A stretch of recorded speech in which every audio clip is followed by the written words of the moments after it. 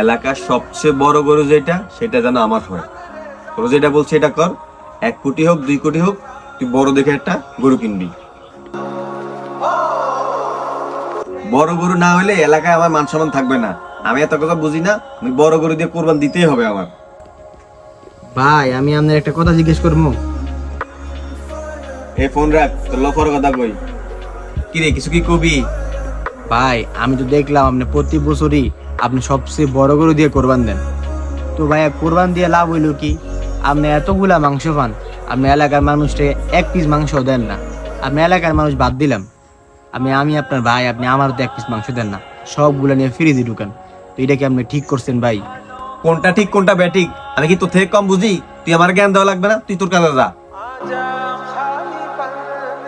আমি তো জানি আপনার টাকা পয়সা অনেক আছে, এবং এই টাকা কোথা থেকে আসে আমি তাও জানি। আমি আপনার একটা কথাই কই, আপনি যত বড় গরু দিয়ে কোরবান দেন, আপনার এই কোরবান হইব না। যাই। এ আজিম, এদিকে আয়। কিছু কি বলবেন চাচা? দেখলাম তোমার বড় বাইলেও তুমি সিলেসিলি করো, আর কি নিয়ে সিলেসিলি করো এটা তো আমি শুনছি।